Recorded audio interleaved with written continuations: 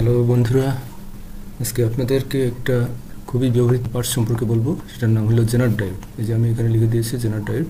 এটার সিম্বল হলো এরকম, আর ফিজিক্যাল আইটেম হলো এরকম। জিনিসটা এরকম আছে, আবার এরকমও আছে।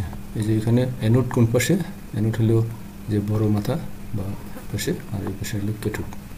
এটাকে আমরা ভোল্টেজ রেফারেন্স হিসেবে ব্যবহার করা হয় এটাকে, এবং রিভার্স ডাইরেকশন ব্যবহার করা হয়। এই যে জেনার ডায়োড বিভিন্ন সার্কিটে বিভিন্নভাবে ব্যবহার করা হয়। এটার একটা আমি এখানে দেখিয়ে দিচ্ছি। এখানে একটা সিরিজে 1 কিলো ওহমসের সাথে পাওয়ার সাপ্লাইয়ের সাথে এভাবে লাগানো হয়, এবং জেনার ডায়োডের অ্যাক্রসে আউটপুট বা রেফারেন্স ভোল্টেজ নেওয়া হয়। এখানে হলো জেনার ডায়োড দিয়ে একটা ফিক্সড ভোল্টেজ ড্রপ করা হয়েছে, আর বাকি ভোল্টেজটা আমরা ভোল্টেজ সেন্স করার জন্য হিসেবে বা বিভিন্ন কাজে ব্যবহার করতে পারি এই সার্কিটে। আর এই সার্কিটটা হলো দেখেন, এটা একটা সিরিজ রেগুলেটর সার্কিট বলি আমরা। এটার এই ট্রানজিস্টর একটা ইউজ হয়েছে, TIP122। এই ট্রানজিস্টরটা খুবই পপুলার ট্রানজিস্টর, এটা ডার্লিংটন ট্রানজিস্টর, হাই গেইন। তো এখানে যে পাওয়ার সাপ্লাই থেকে 1 কিলো রেজিস্টর দিয়ে ভোল্টেজকে ফিক্সড করা হয়েছে। ওই ভোল্টেজটা বেজে দেওয়া হয়েছে ট্রানজিস্টরের, ফলে আমরা ইমিটার থেকে একটা ফিক্সড ভোল্টেজ পাবো। আর এখানে ক্যাপাসিটর দেওয়া হয়েছে স্মুথ থাকার জন্য, এটা ফিল্টারিং বা স্মুথ, যাতে ভোল্টেজটা একটু ড্রপ হলেও এটা কভার দেয়। আর নিচে দেখেন এখানে হলো জেনার ডায়োডের এখানে ব্যবহার, এইভাবে ব্যবহার হয় যে এখানে এই সার্কিটে হলো জেনার ডায়োড দিয়ে আউটপুট ভোল্টেজকে লিমিট করে দেওয়া হয়েছে। যখন বেজে ভোল্টেজ কম থাকবে তখন এখানে ট্রানজিস্টর যখন অফ থাকবে তখন একটা লিমিট এই আউটপুটে কালেক্টরে একটা নির্দিষ্ট ভোল্টেজ যেন ক্রস না করে, এই জন্য এই জেনার ডায়োড দিয়ে লিমিট করে দেওয়া হয়েছে। আর ট্রানজিস্টর যখন অন থাকবে তখন এর কোনো ফাংশন থাকবে না। আবার এই সার্কিটে দেখেন এখানে হলো জেনার ডায়োডকে ট্রানজিস্টরের ইমিটারে লাগিয়ে একটা রেফারেন্স ভোল্টেজ হিসেবে ইউজ করা হয়েছে। এই ট্রানজিস্টরটা ততক্ষণ অন হবে না যতক্ষণ পর্যন্ত এই জেনার ডায়োডের যে ভোল্টেজ, ওই ভোল্টেজের চেয়ে বেজের ভোল্টেজটা বেশি হবে না। এবং শুধু বেশি হলে হবে না, ট্রানজিস্টরকে অন করার জন্য যে 0.7 ভোল্টের মতো দরকার, ওইটা বেশি হইতে হবে। এখানে যদি 6.2 ভোল্ট হয় তাহলে এর সাথে প্লাস 0.7 ধরে 6.9 ভোল্টের মতো যখন আসবে তখনই ট্রানজিস্টরটা অন হবে।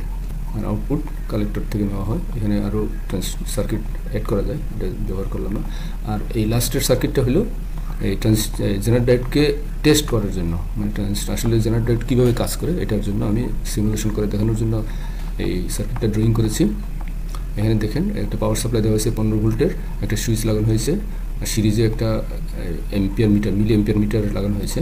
মিলি এম্পিয়ার মিটারের রেজিস্ট্যান্স কিন্তু 0, আইডিয়ালি 0 ধরা হয়। আর এখানে ভোল্টেজটা দেখার জন্য ভোল্ট মিটার, এটা হাই রেজিস্ট্যান্স, এই আইডিয়ালি কোনো কারেন্ট নেবে না, এইভাবে ধরা হয়। আর জেনার ডায়োড দুইটা এম্পিয়ার মিটার আলাদা আলাদা লাগানো হয়েছে। এইখানে এই যে লোড সার্কিট, এই পাশে হলো লোড সার্কিট, লোড সার্কিটের জন্য একটা এম্পিয়ার মিটার, আর জেনার ডায়োডের জন্য একটা আলাদা এম্পিয়ার মিটার, কোন ব্রাঞ্চে কত কারেন্ট যাচ্ছে ওইটা মেজার করার জন্য। এবং বিভিন্ন লোডে জেনারের কত ভোল্টেজ থাকতেছে এইটা দেখার জন্য একটা ভোল্ট মিটার লাগানো হয়েছে। এখন দেখি আমি সিমুলেশন করে দেখাই আপনাদের কী অবস্থা হয়। দেখেন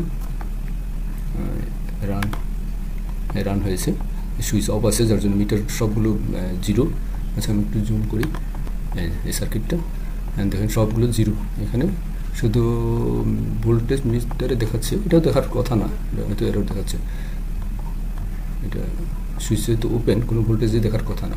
আচ্ছা যাই হোক, নেগলেক্ট করলাম আমরা। সুইচ অন করলাম, দেখেন সুইচ অন করার পরে এখন লোড ওপেন আছে, যার ফলে এই ব্রাঞ্চে, এই যে লোড ব্রাঞ্চে কোনো কারেন্ট নেই, মিলি এম্পিয়ার 0, আর ভোল্টেজ হলো এই যে জেনারের যে ভোল্টেজটা, এটা 6.2 ভোল্টের জেনার, এই যে 6.23, মানে হালকা একটু বেশি আর কি হচ্ছে ভোল্টেজ পাচ্ছি আমরা। আর জেনারেল ব্রাঞ্চে কত কারেন্ট যাচ্ছে, 8.77 মিলি এম্পিয়ার কারেন্ট যাচ্ছে। এটা মিলি এম্পিয়ার মিটার, এই যে যেটা সার্কিট দিয়ে ইন হচ্ছে ওটা ফুললি এদিক দিয়ে জেনার দিয়ে ক্রস করে যাচ্ছে, আর এখানে 6.2 ফিক্সড করে দিচ্ছে। আর এখন আমি আস্তে আস্তে লোড দিই, লোড দিলে কী হয় দেখেন, একটা লোড দিলাম 10 কিলো ওহমসের একটা লোড দিলাম। 10 কিলো ওহমসের লোড দেওয়ার সাথে সাথে এটা 6.2 ভোল্টের জন্য যে এখানে ভোল্টেজ কিন্তু সেই ভোল্টেজে রয়ে গেছে, ভোল্টেজ কিন্তু কমই নাই। 10 কিলো ওহমসের জন্য 0.62 মিলি এম্পিয়ার কারেন্ট ফ্লো হয়েছে। এটা ক্যালকুলেশন করলেই পাবেন 10 কিলো 6.2 কে 10 কিলো দিয়ে ভাগ করলে এই 0.62 মিলি এম্পিয়ার কারেন্ট আসবে।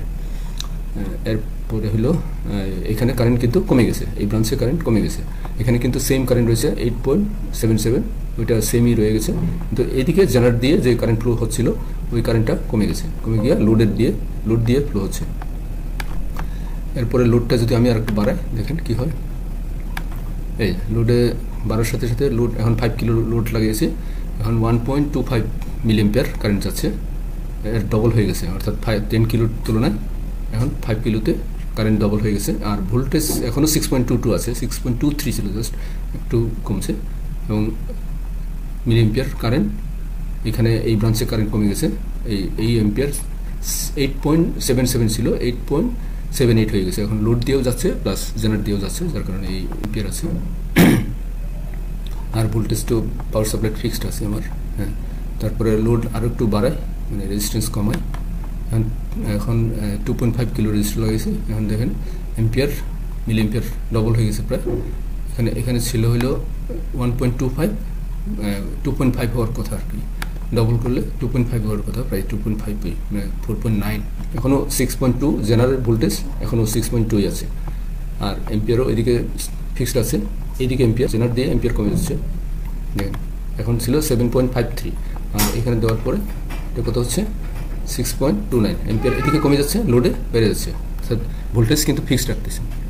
এবং এরপরে দেখেন কি হয়, এই যে এখন দেখেন এখন কিন্তু 6.2 আর নাই, একটু কমে গেছে, 6.2 থেকে একটু কমে গেছে, কারণ এদিকে লোড বেশি পড়ছে আর এদিকে জেনার দিয়ে কারেন্ট ফ্লো অনেক কমে গেছে, অর্থাৎ নাই বললেই চলে।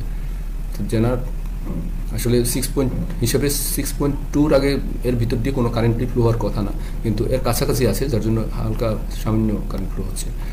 এখন 1K দিয়ে 6.19 মিলিঅ্যাম্পিয়ার যাচ্ছে, ভোল্টেজও আছে 6.19, অর্থাৎ 1K দিয়ে 6.29কে ভাগ করলে 6.29 মিলিঅ্যাম্পিয়ার পাওয়া যাবে।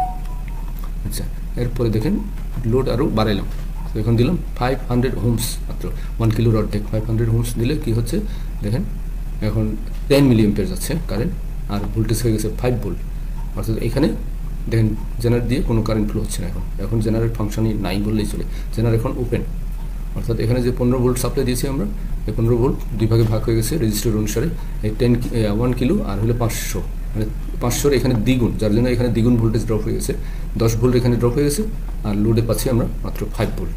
15 ভোল্টে 1 কিলোতে 10 ভোল্ট ড্রপ হয়ে গেছে, আর 500 হোমসে আমরা 5 ভোল্ট পাচ্ছি, অর্থাৎ জেনার ভোল্টেজের চেয়ে কম হলে জেনার ওপেন হিসেবে কাজ করবে। আমি আবার ওপেন উল্টা ঘোরাই, এই যে দেখেন এখন জেনার দিয়ে কারেন্ট ফ্লো হচ্ছে, 6.2 পাচ্ছে, যত লোড বাড়বে তত জেনার দিয়ে কমবে, লোড দিয়ে বাড়বে, কারণ রেজিস্ট্যান্স বাড়া মানে লোড কম, রেজিস্ট্যান্স কমা মানে লোড বেশি, লোড বেশি হওয়া মানে জেনার দিয়ে কমে যাওয়া, জেনার দিয়ে না, এই যে এইভাবে জেনার এর ফাংশন, আশা করি বুঝতে পারছেন। অনেকেই জেনার ব্যবহার করে কিন্তু এর ফাংশন আসলে কীভাবে কাজ করে বুঝতে পারে না। এখানে আরেকটা জিনিস মনে রাখতে হবে, এই জেনারের কিন্তু একটা current capacity, maximum current capacity আছে, জেনারের ওয়াটেজ থাকে, ভোল্টেজ এবং ওয়াটেজ, জেনার ভিতর দিয়ে তার রেটিংয়ের চেয়ে যদি এম্পিয়ার বেশি যায় তখন কিন্তু জেনার বার্ন হয়ে যাবে, বার্ন হওয়া মানে শর্ট হয়ে যাওয়া, জেনার নর্মালি শর্ট হয়ে যায়। ঠিক আছে, আজকে পর্যন্ত, ধন্যবাদ। যদি বুঝার কিছু বাকি থাকে কমেন্টে জানাবেন, ধন্যবাদ।